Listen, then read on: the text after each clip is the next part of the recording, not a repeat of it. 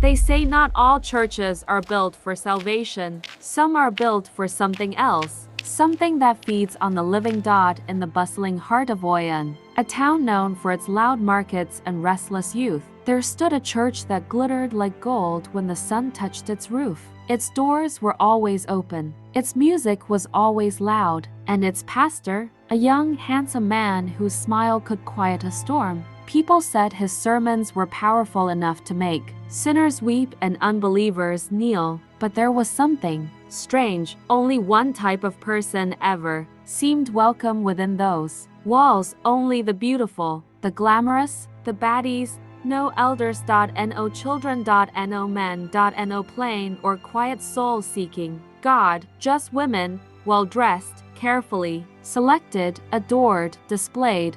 They flocked in with their eyelashes long and their perfume sweet, believing they had found a modern, youthful church where God understood them. But the longer they worshipped there, the more their eyes dulled, the more their laughter faded, the more their glow slowly drained, like water slipping through open fingers. Yet no one questioned anything, because every Sunday, the pastor would choose one of them and bless her privately, and the chosen ones never returned. The town whispered, but whispers are useless against the rhythm of music, beauty, and desire. And the pastor kept smiling, and the doors stayed open, and the missing faces were forgotten like old songs. But one day, a girl who was not meant to enter that church crossed its threshold. She was not glamorous, she was not admired, yet she carried something more powerful than beauty. She carried truth, and what she discovered inside that holy place was not worship. It was hunger. So tell me,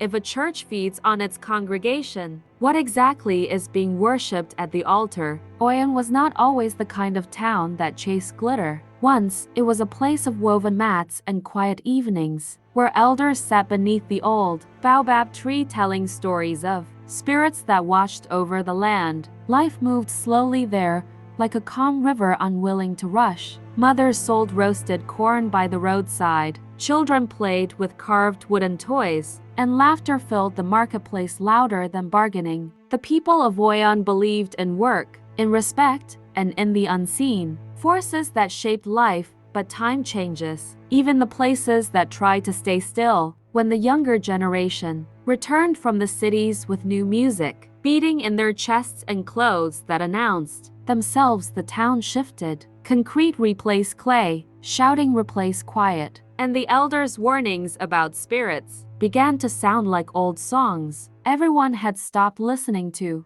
The first sign of this change was the new church that appeared at the edge of the marketplace. Its walls were smooth and painted white. Neon lights glowed, and speakers boomed music that made the ground vibrate. It did not feel like worship. It felt like a celebration. At the center of it all stood Pastor Adisa. He spoke not of sacrifice, but of ambition. He preached not humility, but being seen. And those words found their home in young women who were tired of being told to shrink themselves. Soon, the pews filled with women whose beauty was like fire. The pastor smiled. The music never stopped, and the women who were chosen for private blessings never returned. Meanwhile, there was Mara. Mara was quiet, simple, unnoticed. She worked to support her ailing mother and listened to the old stories elders once told about spirits that feed on worship. She watched as the women changed. Their laughter dulled, their joy faded, their souls flickered like dying candle flames. And then there was Kira, a vibrant girl who once told stories and filled spaces with her voice. She arrived at Mara's home one night soaked by rain, trembling, whispering that something was living inside her chest, something feeding on her. Before Mara could help her, Kira's breath simply stopped, quietly. Suddenly, Mara understood then. The spirit was real. The church was its nest, and she had to enter that house of hunger. The next Sunday, Mara walked into the church. The air was thick, heavy with incense and perfume. The shadows on the walls moved out of rhythm with the people, and behind the altar, something crouched. In the darkness with glowing ember eyes, Pastor Adisa chose her. The room stilled. He touched her forehead, and the building awakened. The shadows rose, forming a towering creature of smoke and bone. Its hunger was endless. It fed through admiration, through beauty, through worship. The women raised their arms, offering themselves with entranced smiles, but Mara reached into her wrapper and crushed the protective charm Mama Eredi had given her. The dust spread through the air like ash from a sacred fire. The creature screamed without sound. The church walls trembling, Mara pushed forward and found the small door behind the altar. Inside, it was not a room but a pool of dark water reflecting souls. Instead of faces, the missing women floated inside, dimmed, exhausted, pleading silently.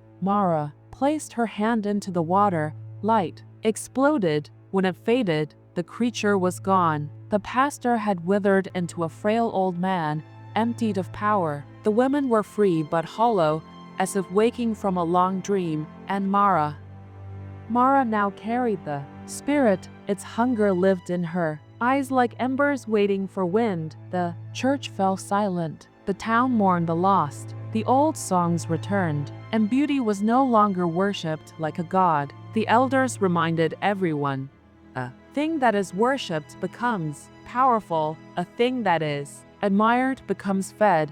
Not every altar holds a god that loves you. Mara did not seek followers. She did not seek fear. She simply lived quietly by the river where spirits linger. She learned to hold the hunger instead of feeding it. But some nights, when the moon is high and the wind moves through the abandoned church, people swear they hear breathing inside its walls, not the breathing of something asleep, the breathing of something waiting, because spirits do not die, they wait for worship to return. So I ask you, when the world praises you, when they adore you, when they say you are chosen, who exactly are you feeding?